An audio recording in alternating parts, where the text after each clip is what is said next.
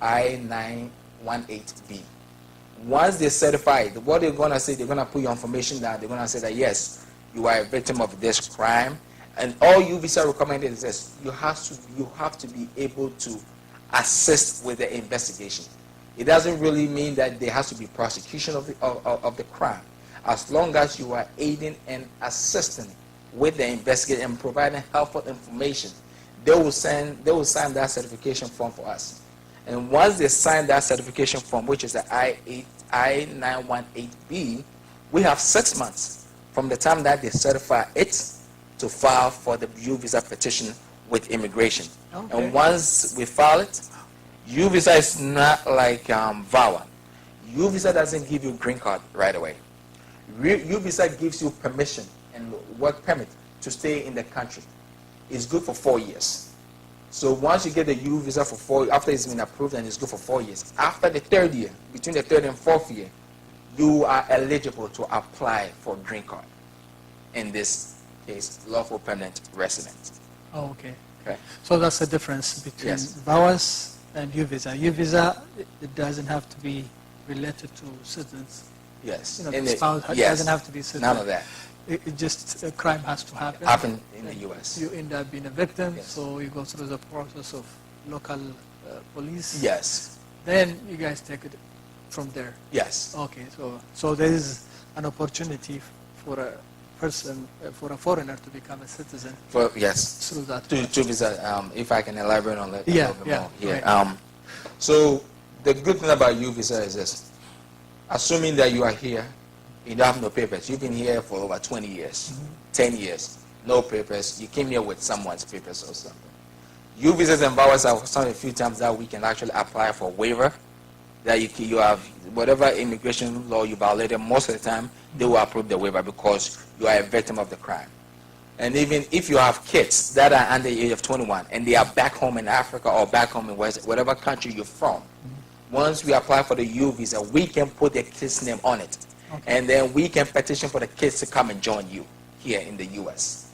So from Africa? From Africa over here. Oh, okay. And actually, the law says the U visa requirements, the Congress said that they have to issue at least a max. They have to issue 10,000 cases every year. So immigration cannot issue more than 10,000 U visa approved cases each calendar year. So what has happened is we've seen a lot of cases where there are people waiting and there are people on in the waiting line. So in that case, if they deem your case to be approved, but because of the cap on the annual approved cases, they will put you on the waiting list.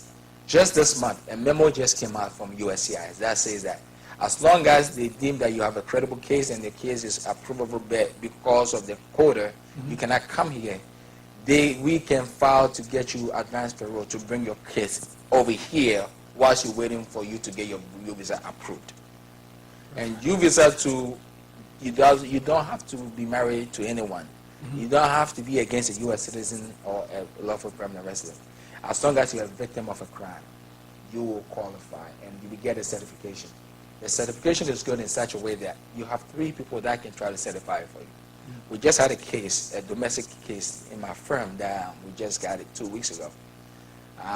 There is a domestic abuse. This was a female who was with the boyfriend. The boyfriend assaulted the female. The female called the police, reported the case. I sent a letter to the police department asking them to certify it. And luckily for us, it was certified within a week. So now we have 6 months to file the case. So even if the police is refusing to certify, at least you can go to the prosecutor to certify. If the prosecutor is also refusing to certify, at least you can go to the judge or a judge, not just the specific, or a judge within that same county who will look at the facts and try to certify it for you too. Oh, okay. I think he answered the next question. I was thinking about the credible evidence. Yes. Okay, some of it is like that. So you're saying that there's a cap for U visa? Yes. 10,000? 10,000. That is from Africa? No. Also throughout the world? Across the world. Oh. So people from Asia, people from Latin America, Africa, any parts of the world, immigration can approve only 10,000 cases. So we've seen a lot of people that are actually in the waiting line. line. I have a case we filed last year. We're still waiting to even hear anything at this point. Oh, okay. For it to be approved. So 10,000 is throughout the world. Yes.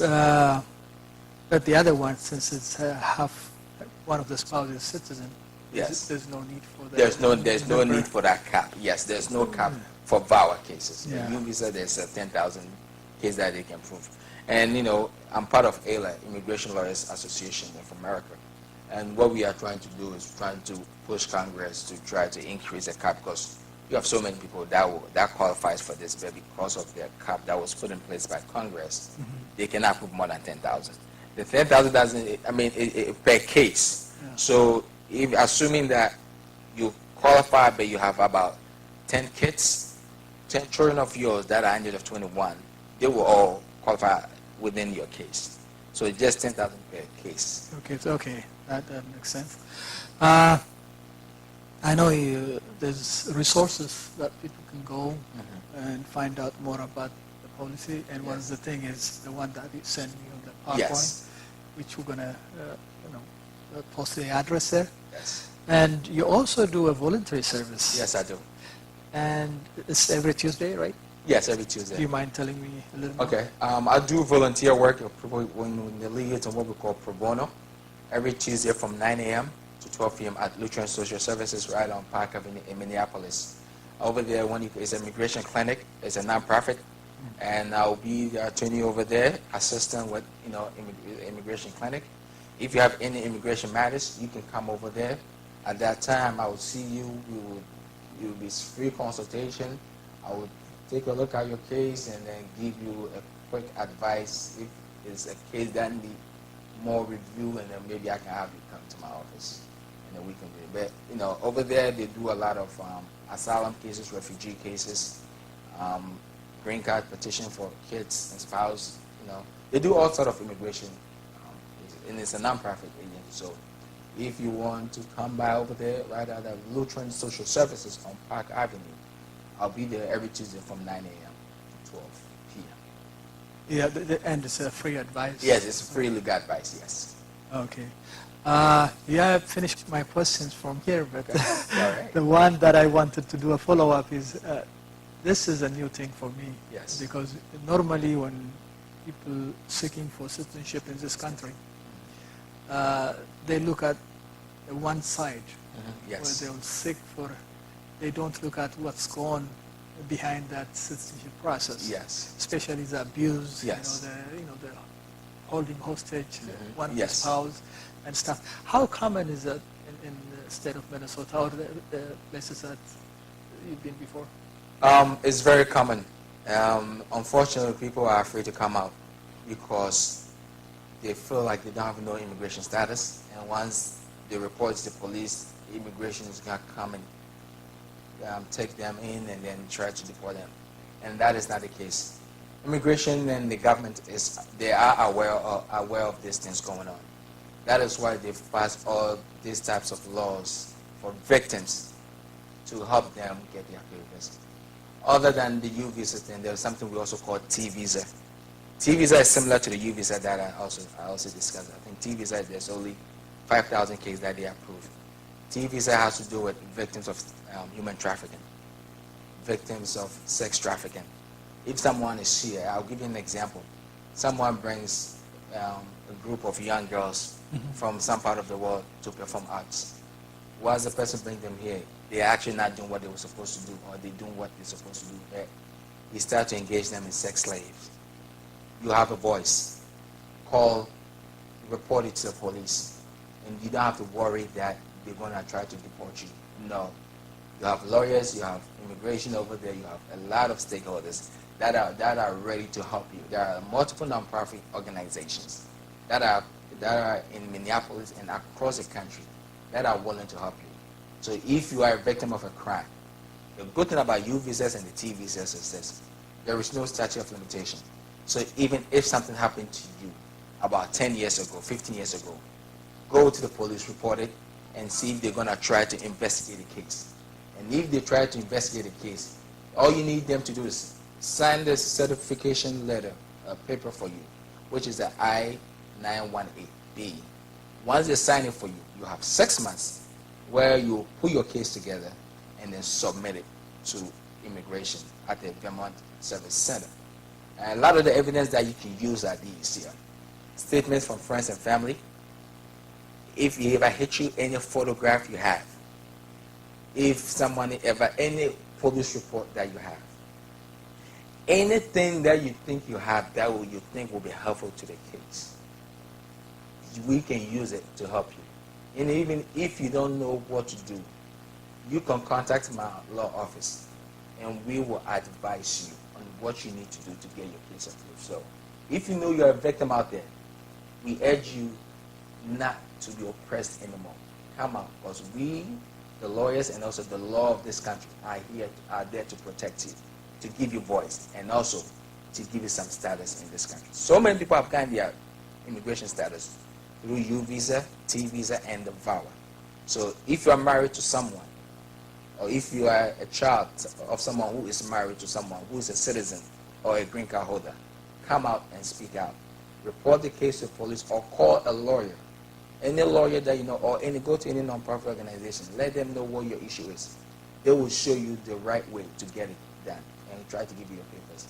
If you came here illegally with someone's papers and you think you cannot get your papers, we can do waivers for you. And sometimes immigration will be able to, might approve it. So don't be victimized. There are laws out there to protect all the victims and most victims in this country. You have the U, T, and the VAWA out there for you. So, okay. So those are three categories? Yes, those are mostly sex trafficking, women in violence. Yes. And, okay. Another question related to that. Yes. Yeah. There's about, according to some of the U.S. politicians, yes, about 11 million illegal immigrants. Yes. Would they qualify through those processes? Yes. I mean, that is the estimation that there's approximately about 11 million people in this country. Yes. If you are here, you will qualify. If you meet any of those requirements, which we will post on Temple's website after this program, and you go to and you think you qualify, yes, you will qualify. It doesn't matter what status it is. Every case is different. If you have some sort of criminal conviction, that will make the case difficult. So we will urge you to call an experienced immigration lawyer or immigration clinic or firm or non-profit agency, have them look at it and then assess your case. And then they will give you the right advice. Okay. Yeah. I was drifting somewhere when you were talking about 11 million. Yes. Since how about Africans? Yes. How common is it from African community? I'll tell you, our work, my practice, we have a lot of African clients. We see a lot of African cases. I'll give you a couple of examples. African cases where they are victims of crimes, but they never want to come out until they come to our office and I say, no, you can actually get your papers. You don't need this person, or because you're a victim, report to the police, we can give you.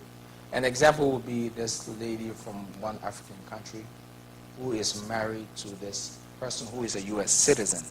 But at the same time, she is married to this person in traditional marriage, so there is no legal American marriage certificate. And unbeknownst to this lady too, we come to find out, this same guy was also married to someone legally in the U.S. So in that case, now the question is this: the person is actually being victimized by this U.S. The person beat him up. Now the question is, she is married to someone traditionally, but no marriage certificate. She comes to see us. How do we analyze the case? Will this person qualify for U visa or a VAWA? So we will analyze the case, and in that particular case, we decided it was in the best interest of this victim to use the U visa route, because the guy was married to someone already who there was a marriage certificate, because we wouldn't have the marriage certificate, and that would be, so that's the second wife, so it's technically not valid. So we applied for the U visa for her. The U visa was approved, and then now we are applying. 3 years has come. It's been 4 years. Good for 4 years. One day you have to do something before the 4th year, because it's good after 4 years. That's it. You can either ask for extension, or on the 3rd year you apply for your green card. So we apply for the green card for this person, and we're waiting for the case to be approved. So this